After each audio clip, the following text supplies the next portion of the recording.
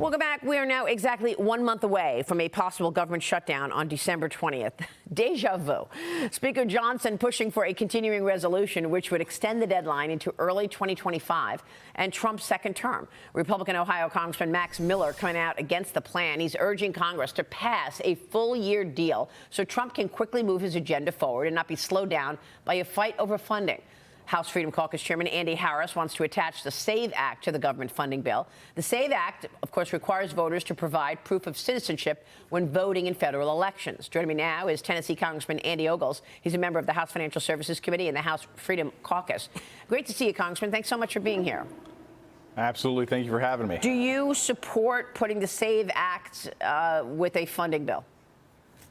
Oh, absolutely. Now, the question is what will the Senate do with it? And, you know, as we go forward into January, look, the first 100 days of the Trump administration are going to be incredibly important. So I do think we need a spending plan, a number that reflects Trump's priorities so that when we get into those first 100 days, we're debating policy, not fiscal numbers. Well, what are you going to do to get to a point where you're not going from bridge to bridge with these continuing resolutions? Will this ever change? Well, you know, we've got to get back into the appropriations process. And so I think Mike Johnson, the House in general, are committed to that process. The question is how do we get past December 20th?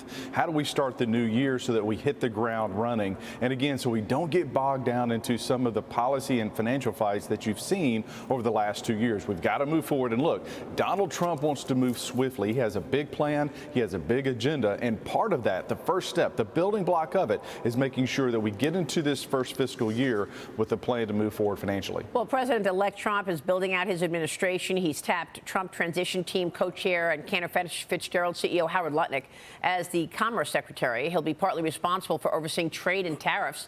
Give us your thoughts on this pick and about Trump's agenda. Will it have an immediate impact on the economy in terms of extending those tax cuts and instituting tariffs in place? Well, for those of you that don't know much about Mr. Howard Lutnick, you know, he's someone who's faced adversity in his life. He was an innovator in the trading space. After 9/11, much of his firm was lost in that tragedy. And, of course, because of the innovation under his leadership, they were able to move forward. He's been committed to the families that lost so much during 9/11.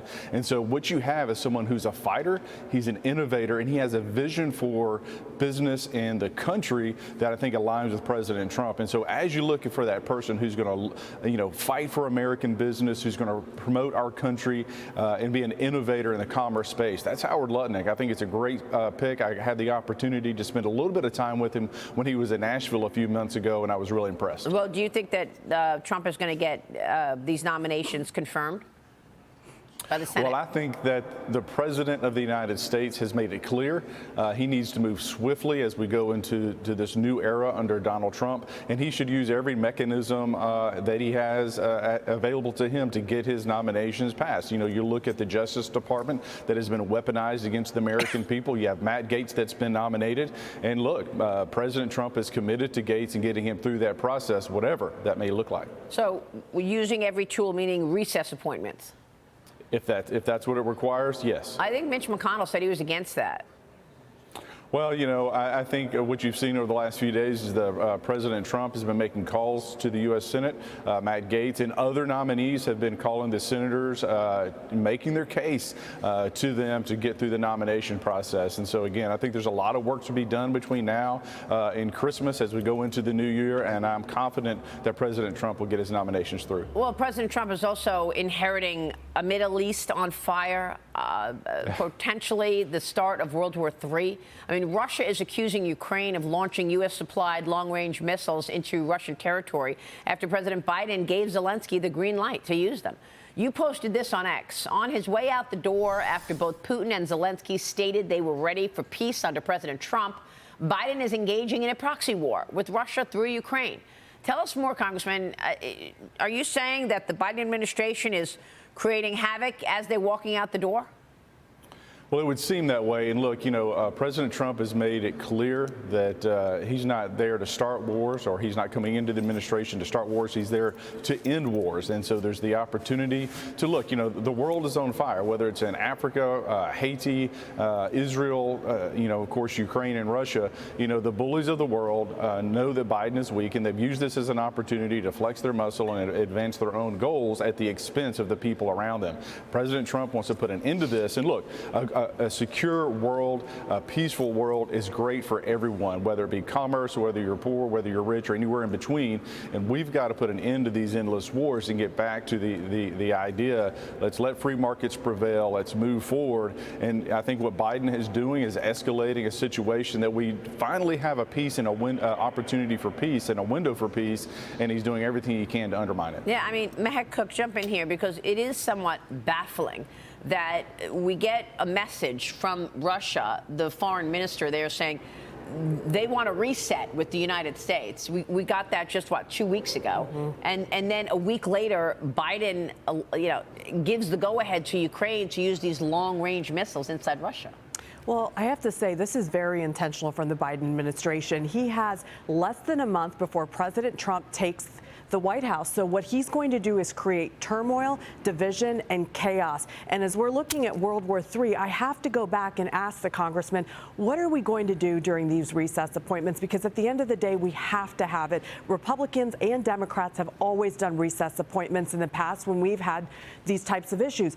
Are members in your party, the Republican Party, willing to call on the Senate and help the president and help these nominees get their appointments during recess? Because again, Bill Clinton, Obama, President Reagan, you name these presidents on both sides. So we need to let the American people know this has happened regardless of who's been in office. But I haven't seen Republican members raise their hand and say, I'm going to call the Senate and help. Are you willing to do that?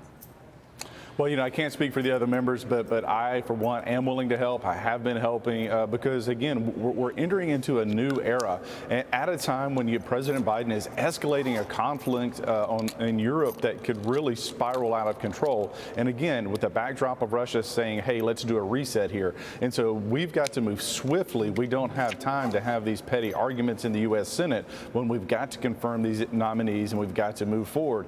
I think there's a tremendous opportunity to instill peace through strength. That's what President Trump did in his first term. That's what we're going to have to do in his second term. And we've got to support our allies out there that are advocating for freedom, like Israel, like Taiwan, again, who want to put commerce over conflict. And when you have individuals like Putin look, they've had enough, like they've had 3 years of war, they're done with it, let's move forward.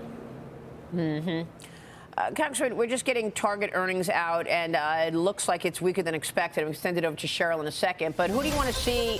Let's get to Cheryl right now, because the stock is trading down almost 7%. $1.85, Cheryl, versus an estimate of $2.30 a share.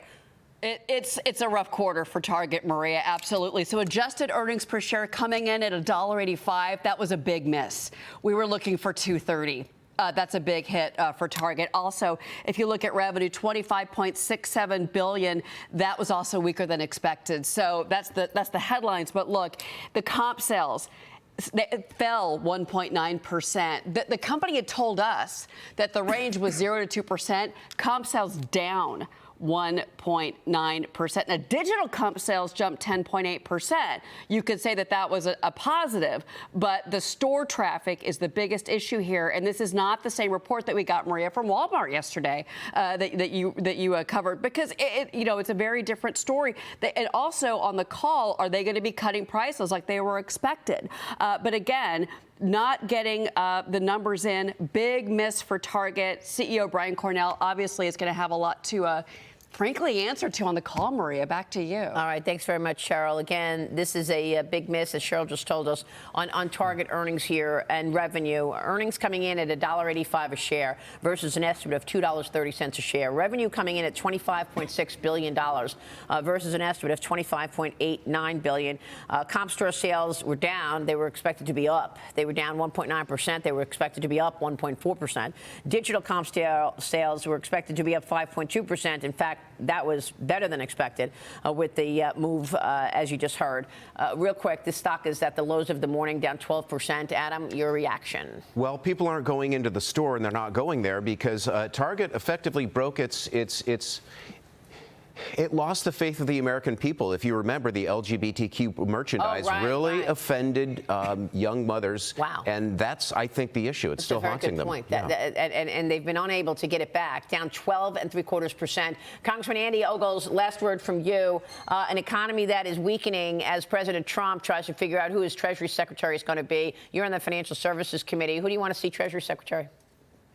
You know, President Trump has an embarrassment of riches for the Treasury pick. You know, my senator from back home is someone who may be considered for that. Bill Hagerty. Senator Hagerty, that's right. And so, but again, there's a lot of great choices. And again, what you've seen is that President Trump has a vision for what he wants his administration to look like. And he's looking for those individuals who can implement and execute that vision. Because, look, it's going to be a short 4 years, and we've got to get it done. Of course. All right. Thanks very much, Congressman. Good to see you. Andy Ogles joining us in D.C.